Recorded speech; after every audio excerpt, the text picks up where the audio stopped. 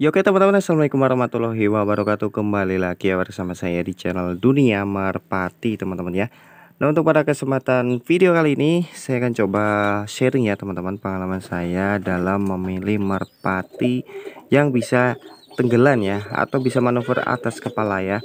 Nah, ini salah satu keistimewaan bagi penghobi merpati yang gila merpati manuver ya. Di sini saya akan coba sharing, ada tiga ciri-ciri yang teman-teman bisa pelajari dan teman-teman bisa praktekkan di rumah yang saya share-kan di sini. Tapi sebelumnya seperti biasa ya, bagi teman-teman ya yang baru gabung tapi belum subscribe, silahkan ditekan dulu tombol subscribe-nya dan aktifkan tombol loncengnya supaya teman-teman gak ketinggalan jika di channel Dunia Merpati ini upload video terbaru seputar burung merpati.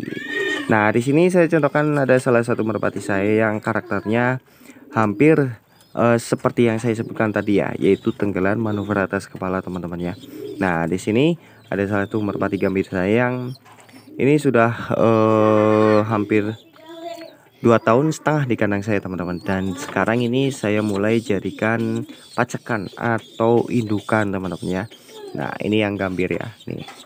Oke, untuk kita bisa mengetahui merpati tersebut itu bisa manuver atas kepala, itu kita bisa lihat dari bodinya dulu teman-teman. Nah, untuk bodi merpati yang bisa manuver atas kepala ya, ini menurut saya pribadi teman-teman ya. Jadi di bagian dada itu ngembung teman-teman ya, jadi lebar ya. Bagian dadanya itu lebar teman-teman ya. Terus bentuknya itu bulat. Nah, itu salah satu ciri-cirinya, bentuknya bulat sampai pinggang itu apa namanya, bulat teman-teman ya, masih berasa kenyal nih sampai pinggang kalau dipegang seperti ini. Nah, jadi dari bagian dada sampai pinggang ini bulat. Nah, terus di bagian dada ini lebar teman-teman, bentuknya itu lebar. Nah, itu salah satu ciri-cirinya. Nah, dari body pun itu saya dibagi menjadi dua ya, atau terbagi menjadi dua. Ada body yang bentuknya lebar seperti yang tadi saya sebutkan. Terus yang kedua itu bentuk bodinya itu panjang teman-teman ya. Nah, jadi kalau teman-teman menemukan merpati kok bodinya itu panjang, itu insya Allah bisa manuver atas kepala ya. Nah, itu yang kedua, yaitu bodinya panjang teman-teman. Nah, tapi yang saya sarankan yang paling mendekati prediksi atau rabahan itu yang pertama teman-teman, yaitu bodi depannya itu lebar ya, atau bagian dadanya itu lebar teman-teman ya. Nah, terus yang bodi yang panjang itu kadang bisa turun atas kepala, kadang itu tidak teman-teman.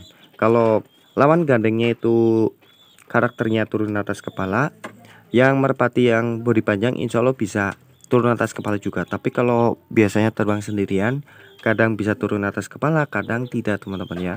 Nah, itu salah satu perbedaannya ya. Jadi yang saya sarankan di sini, pilihlah yang bodinya lebar ya, bagian dada sampai pinggang itu berasa kenyal, bulat ya warnanya.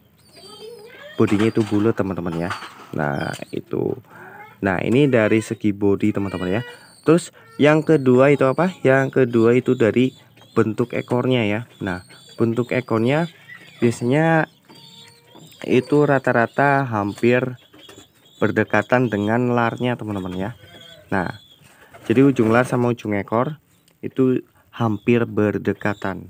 Nah, itu salah satu yang saya pelajari dan juga menurut ilmu-ilmu orang zaman dahulu teman-teman.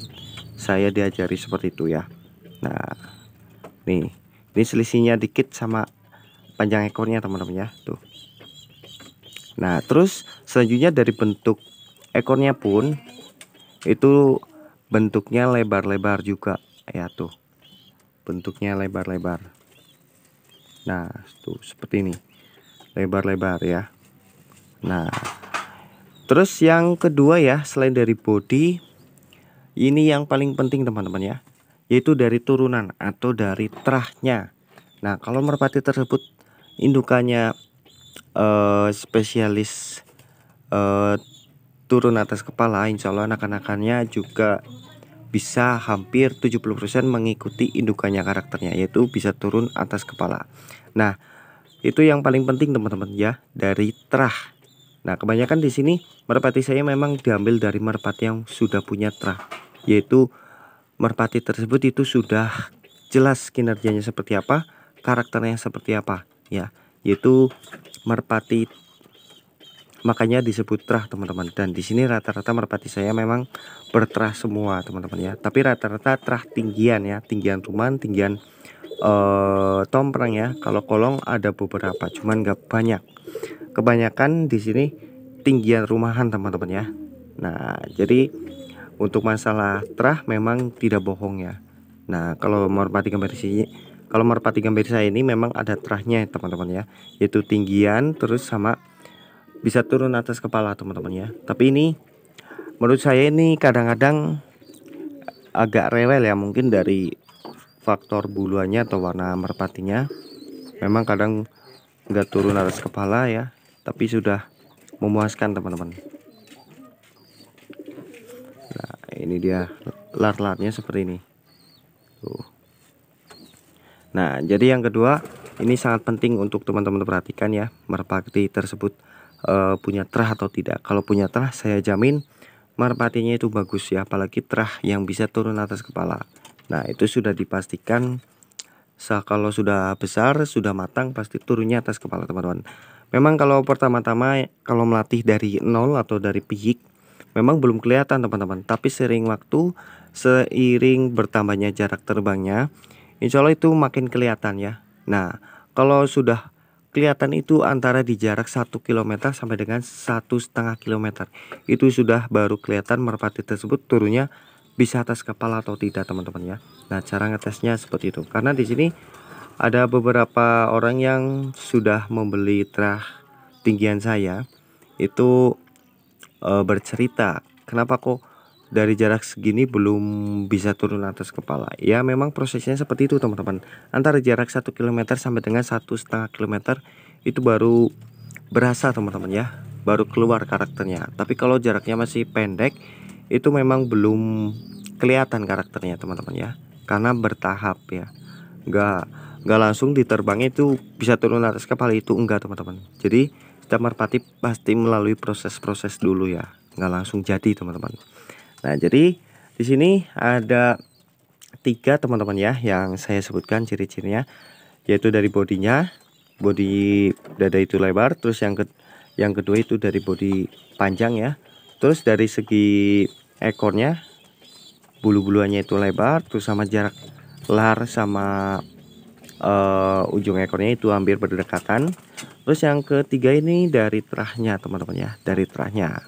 Nah, ini sangat berpengaruh banget terhadap karakter pada merpatinya ya. Nah, jadi segitu aja untuk pada share pada video kali ini ya, dan semoga apa yang saya jelaskan bisa bermanfaat bagi teman-teman. Dan apabila banyak kesalahan atau kekeliruan dalam pembahasan pada video kali ini, saya mohon maaf karena ini menurut pengalaman saya pribadi. Jadi kalau ada kesalahan silahkan diperbaiki. Kalau ada pendapat dari teman-teman silahkan ditulis saja di kolom komentar, supaya teman-teman yang lain juga bisa belajar dari apa yang teman-teman share di kolom komentar di bawah ini ya. Nah, jadi segitu aja. Dan sebelum saya akhiri, seperti biasa bagi teman-teman yang baru gabung tapi belum subscribe, silahkan ditekan dulu tombol subscribe-nya dan aktifkan tombol loncengnya, supaya teman-teman gak ketinggalan jika di channel Dunia Merpati ini upload video terbaru seputar burung merpati. Dan saya akhiri saja. Assalamualaikum warahmatullahi wabarakatuh.